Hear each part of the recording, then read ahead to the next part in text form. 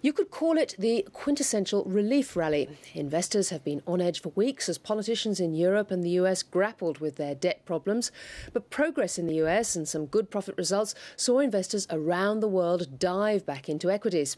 Wall Street surged more than 200 points, triggering the Australian market's biggest rise this year, 1.8%. Philip Lasker reports. After weeks of anxiety-inducing debt negotiations in Europe and the US, markets were desperate for hope, and US President Barack Obama was the provider. It's time to get down to the business of actually solving this problem, and I think we now are seeing the potential for a bipartisan consensus around what that would take. I do think it's responsible for us to look at what Plan B would look like. And the leadership had a long conversation yesterday about Plan B.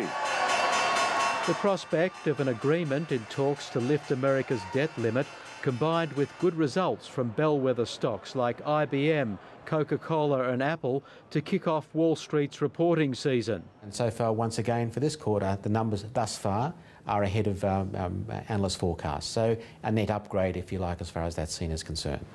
Australia was one of the biggest beneficiaries of the brightening global mood.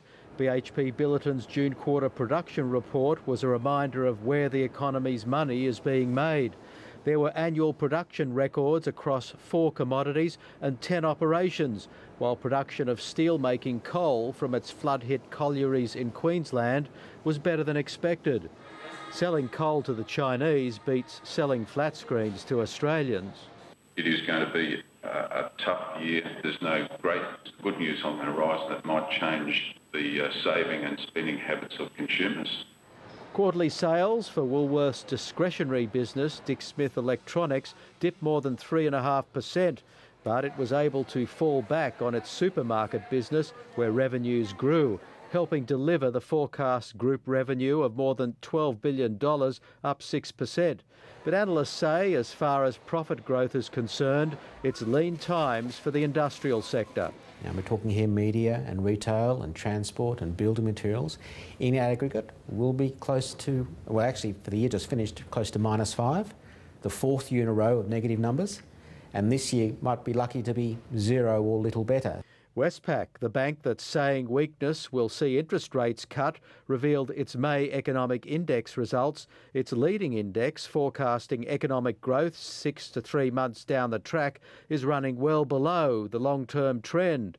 And the coincident index, measuring the pulse of current activity, went negative for the first time since the 90s recession. Good morning, Minister. And stand by for the next instalment of European debt negotiations later this week. Europe is very tough and politicians are very slow to address the problems.